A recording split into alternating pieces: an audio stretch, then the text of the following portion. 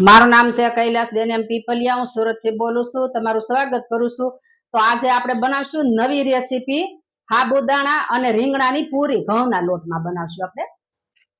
તો આપણે આ ઘઉંનો લોટ લીધો છે, આ 1 કપ પોણો કપ, અને આ એક રીંગણું આપણે હેકી લીધું છે। આપણે આને હેકી નાખ્યું છે। અને આ સાબુદાણા પલાળી લીધા છે, આપણે આને 1 કલાક અગાઉ પલાળી દીધા હતા। અને આદુ મરચી અને લસણ છે, હળદર છે, ધાણા જીરું છે, આ લીલા ધાણા છે, આ મીઠું લીધું છે આપણે, આ તેલ છે, અને આ દહીં છે આપણે સર્વ કરવા માટે લીધું। દહીં અને પૂરી પણ બહુ સરસ લાગે એમ ખાવામાં। આ તેલ છે, આપણે તળવા માટે તેલ લીધું છે। તો આ રીંગણું છે એને આપણે આ કાથરોટમાં નાખશું અને આ રીતે આપણે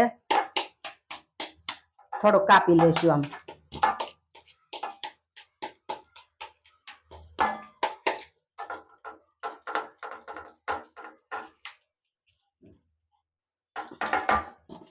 આ પૂરી પણ બહુ સરસ બને છે એમ રીંગણાની।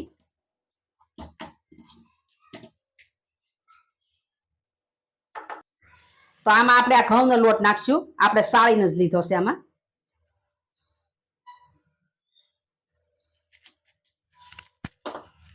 અને આદુ ને મરચી છે એ નાખશું।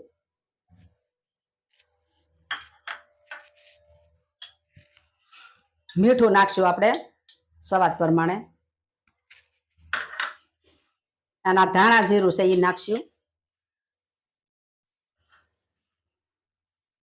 અને આ સાબુદાણા નાખશું આપણે।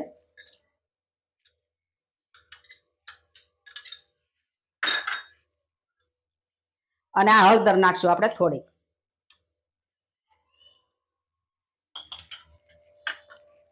અને આ લીલા ધાણા નાખશું।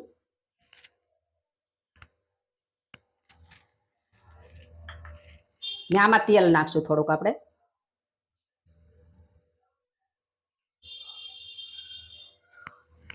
તો હવે આપણે આ લોટ બાંધી લેશું।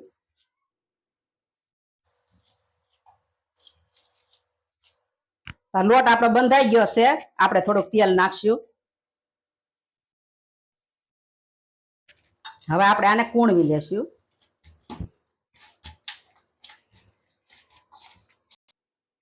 તો હવે આપણે આ પૂરી વણી લેશું।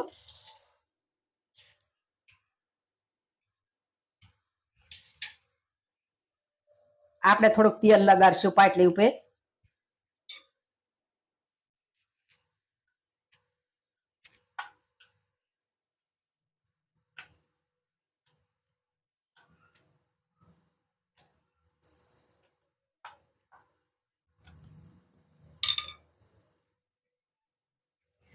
તો આપણે આ બધી પૂરી બનાવી લેશું।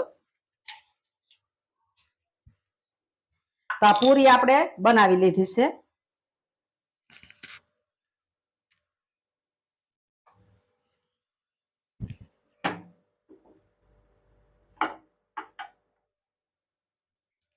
તો આપણે આ તેલ ગરમ કરવા મૂક્યું હતું, ગરમ થઈ ગયું છે। તો હવે આપણે તળી લેશું પૂરી।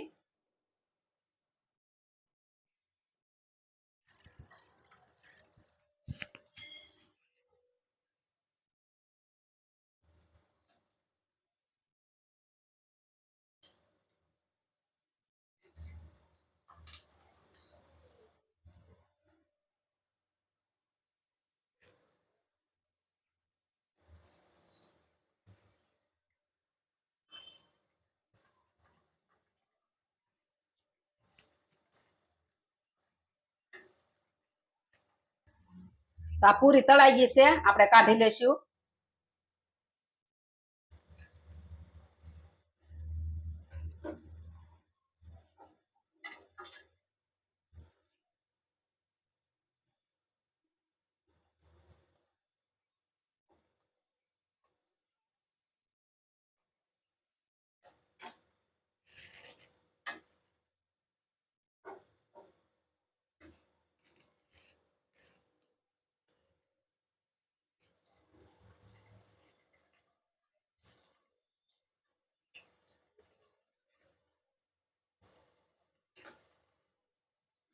તો આપણે હવે આ બધી તળી લેશું પૂરી।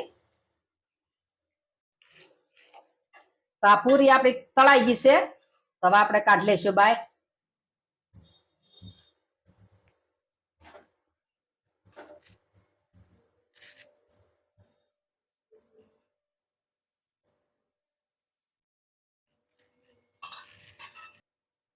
તો હવે આપણે સર્વ કરશું. તો આપણે આ દહીં છે, દહીં સર્વ કરશું અને આ પૂરી સર્વ કરશું.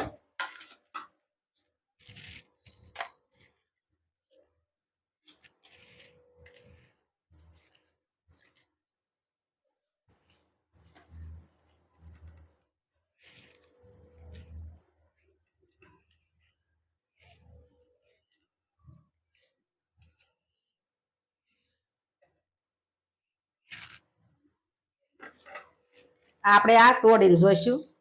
એકદમ પોસી બહુ સરસ બને છે, એમ ટેસ્ટી, ખાવામાં પણ બહુ સરસ લાગે છે દહીં અને પૂરી.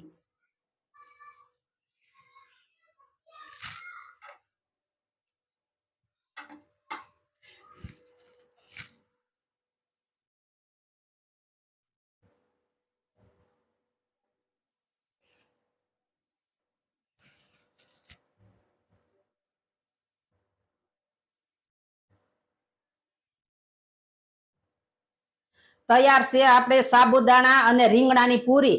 તમને મારી રેસીપી ગમી હોય તો મારા વિડીયોને લાઈક કરજો, શેર કરજો અને મારી ચેનલને સબસ્ક્રાઇબ કરજો.